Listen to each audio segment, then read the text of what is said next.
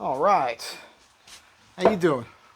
This is something I've been needing to talk about with you here. I get notes from time to time, and I've been getting a comment here and there pretty often about what people think of what I'm doing out here in Los Angeles right now because of the fires that happened. And because you guys hear me talking, and I'm like, hey, I'm not working right now, and I have a lot of work right now. I'm doing this, I'm doing that. And so the comment is basically along the lines of, "Hey, I thought you'd be swimming in work right now after all these fires." Well, it doesn't work. First of all, I don't know that anybody's actually started building yet. They're still in the cleanup process. That's not my thing. I'm the guy that comes in after your house is built, usually. All right, I'm a really good finish guy, and I'm really good at designing and building things. Uh, as far as like custom built-ins. And really, what I really be better at, what I do and what I prefer doing is furniture. I'd rather build you a new dining room table or a new coffee table or some custom chair or something like that. I did come up in the trades and I used to build houses from the ground up, and I can still technically do that, but here's the thing. It's going to be a while before there's actually work for guys of my caliber. And I'm unlikely to be getting any of that work because I'm not connected with any contracting companies. I'm not a contractor. I'm not licensed. I don't have insurance, right? Now, I've taken on the contractor role for homeowners to do projects. And sometimes they're hiring me to do something that, for me to do, I might need a plumber or an electrician or something. And I have some people I could call, but a lot of the people that I've used in the past are very busy because they're also very good and they can't always drop everything to come and look. So I'll work with a client sometimes and they might call an electrician or a plumber. And what I'll do is I'll interview that guy. I'll show up when that guy comes and I'll talk to them about the project. And after talking to them a bit, I'll know whether or not I could work with that person. The thing is like, you have to I'm 58 years old, right? So I'm not gonna go to a job site like a regular job, like somebody's building a new house, and put in 8 hours a day or something, busting my hump at this point in my life. I just physically I can't do that anyhow. I get here later in the morning and I leave here pretty early. I don't put in 8 hour days at this point in my life. Every once in a while, if I'm on a big furniture project and the steps are going along the way where I can put in that amount of time without any lag through the day, that'll happen. But more often than not, I'm not doing that. I can't be on my feet like that all day. I can't, I could, but it would be detrimental to my future health, right, at this age. So I'm trying to take it easy on myself. So doing that sort of physical labor on a job site is just not something I'm going to do. And even if I was going to do it, they can't pay me enough. So that's the thing. Like generally they want to hire a person, they're like at $25 an hour to maybe $50 an hour, and that's on the books. So they're taking taxes out. By the way, no offense to anybody where if that's where you're at, financial, or that's what you get paid, that's fine. But for the amount of time I've been doing this, which is we're closing in on 40 years of me doing this stuff, and I don't think I'm the best there is at anything, but I'm pretty good at it.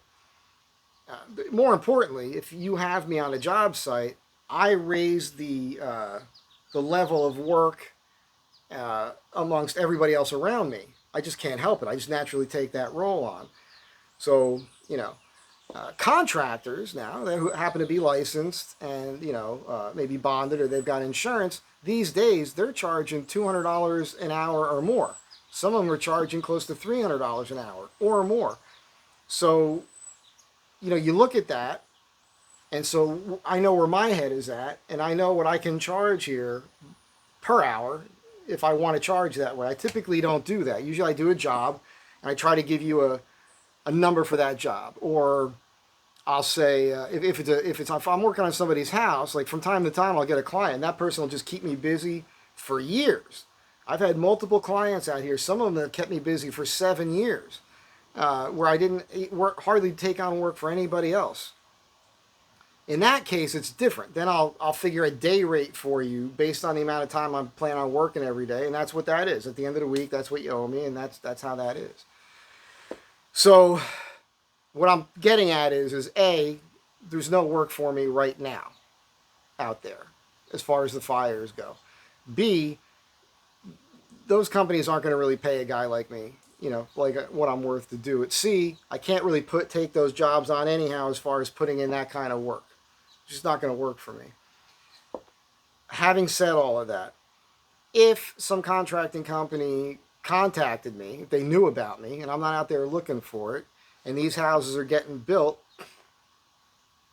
and they think I could do something for them and they're willing to pay me for my time and it's worthwhile for them, of course I will consider it and I'll look into that.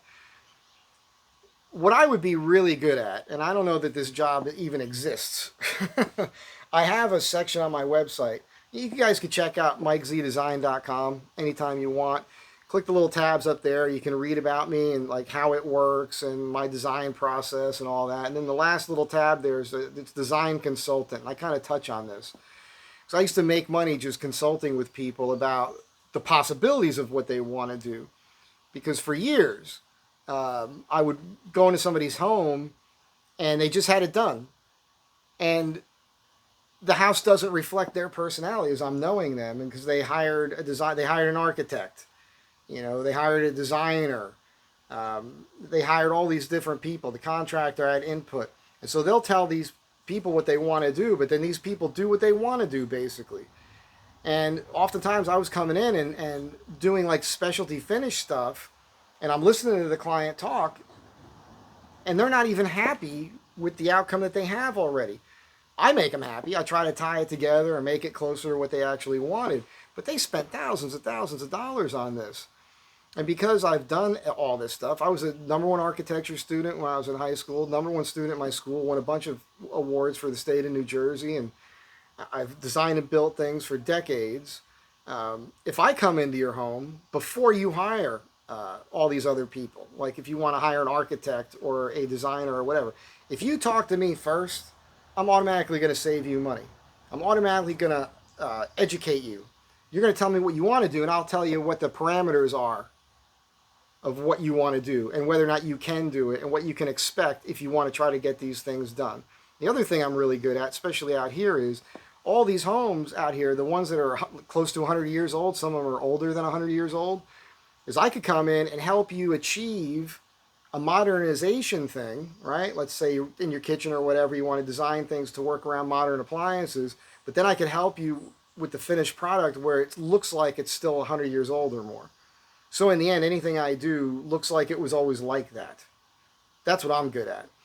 What happens is a lot of homeowners, they hire a contractor to come in, sometimes an architect, sometimes a designer, and when they do the new work, it strips away the original design integrity of the home when it was first constructed. So it just jumps out at you. You walk in and you look at it, you're like, holy crap, that's new. You shouldn't see that. You shouldn't notice those improvements. They should look like they blend in with the old integrity of the design integrity there. And I'm real good at that. Again, when it comes to what's happening now after the fires with the new construction, if you're a homeowner, if you're like a wealthy person and you had a mansion and you had a bunch of people, yeah, you're supposed to depend on the contractor for this, but you can't because contractors are too busy. They're going to spend a little bit. They might show up in the morning. Who knows? They might have 5 to a dozen jobs going on where they've got to bounce to all these different jobs all day long, basically putting out fires.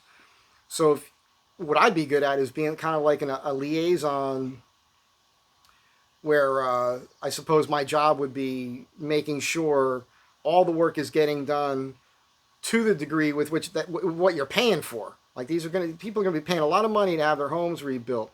If you wanted to have somebody that's on the site or could pop in for several hours a day or whatever to make sure things are getting done to the level of craftsmanship that you expect to be getting based on what you're paying for, I'd be really good at that. Because I can actually give these guys tips about what they're doing and how they're doing it and make them, help them to do it better, which is going to make them better craftsmen as well when they move on to the next job. But that's not typically a job that exists. Typically what happens is you're a homeowner, like let's say in these situations here. First of all, you got to jump through all these hoops. I posted something on my page last night that an old friend of mine, we don't really hang anymore. He's married, he's got kids, and his house burnt down. And he's talking about what this permit process is that he's going through, and he's got to pay an extra 20 grand or something. Maybe it was 10 grand. I think it was 20 grand just to put a shovel in the ground to start working. That's a lot of money, man. I mean, the city should be giving these people a break. They've lost everything. The fact that the city is trying to cash in on the permit processes, I think, is sad and ridiculous, because it was the city's, is malfeasance the right word? We already know, right? This whole fire thing went down. They were not running this stuff right. They knew it was going to happen again. It happened in 1961, the exact same thing. I posted about it. There's a documentary about it on YouTube you could watch. And they, instead of taking the money that was supposed to be put into preventing fires and having a reservoir full of water and having the tanks up there full of water, which were empty, and everything else that they could have used to, basically stop the fire, put out fires, they didn't have it. So they lost everything. That's on the city. That's on the governor. They mismanaged things. Money wasn't going where it was supposed to go, and people weren't doing the job that they were supposed to be doing. They were too interested in all the nonsense, hiring certain people that look a certain way and everything else. All the politics and all the silly stuff where, you're supposed to be getting hired based on your ability to do your job, and you're supposed to be able, the only way you should be able to keep your job is if you're doing your job well, right? And that was just a failure of leadership led to the destruction from the fire. Didn't create the fire. Although, I think we're all on the same page here. More than likely, the fire was probably started by high winds and poor electrical wiring is what's going on. The wires coming off the poles and everything. That's a whole other discussion.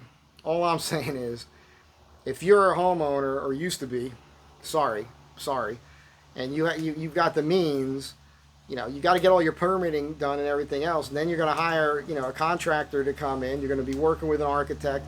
Who knows how you're going to be able to rebuild it, right? Are you going to be able to build back exactly what you had? Probably not. Probably not. There might be new setbacks. They're gonna hit you with all the latest regulations and everything else. I'm not part of any of that. All this stuff has to happen, and these people have to shell out tens of thousands of dollars to even begin, even before they begin breaking ground and starting to rebuild. And all that happens after it's cleaned up. So this is going to be a long, drawn-out process. And again, having said all of that, if you're a homeowner and you want to talk to somebody, just to talk, as far as like what your ideas are, what you think you can and can't do, I'm willing to talk to you about it. And the one thing I'm good at is judging character. And talking to other builders and other craftsmen and kind of looking at their work. You should do all your research on this. If you're going to hire a contractor, you should go out and try to look at something he's done already.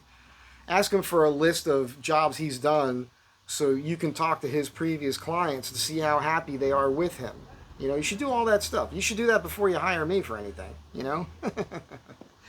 Anyhow, this is kind of just a broad conversation about, how I can work or can't work within the parameters of new home construction, and in particular based upon what has happened here with the fires. There's no work for me right now. That's all I'm saying. As far as the fire homes, the homes that were burnt down. Other than that, I'm sitting here. I'm doing stuff. Doing a piece right now, and I'm starting it. And but if you're out there, especially if you're in the LA area and you're in the market for a really unique, one-of-a-kind, only one like it on the planet piece of furniture, and in particular, tables are my big thing. Coffee tables, chairs, things like this. You guys can call me. It's more of an art furniture type of thing, built-ins, that sort of thing. Creative, cool, or you're trying to get something built that'll do what a modern system will do, but you want it built in a fashion that kind of resembles, again, the original architectural integrity of the home you own because your home is old. I'm kind of the right guy to call for that sort of thing. That's all it is. So I hope I'm answering your question or making you understand where I'm at. Again, there's nothing for me right now. Maybe when these houses are built and they need a guy to come in, somebody offered me a project just to do some trim in a room or something like that, and there's nothing else going on, I might take that job. You never know. So that's it. I hope you guys understand now. I know I'm still going to get questions on it, but hopefully this addressed those of you who haven't asked me yet or who were curious. Now you know. And those of you who have mentioned this in the comments, now maybe you understand a little bit better. Not upset at you, with you, at all. But now you know. Okay, that's it. Be kind. I just did a video on these aftermarket batteries. You guys will see that later. A lot of that this week. Product videos. Just so happened I got bombarded with emails with some companies that were offering products that I thought were interesting because they do kind of work within my lifestyle and the way I work and live and the van life and everything else. This is not a channel about reviews. It's not what I do, but I'll do it if they ask me and it seems like something that I'm into. I also don't think I'm the best at that either. There's not much I think I'm the best at. Pretty humble guy, actually. That's it. Be good. I'll catch you in the next one.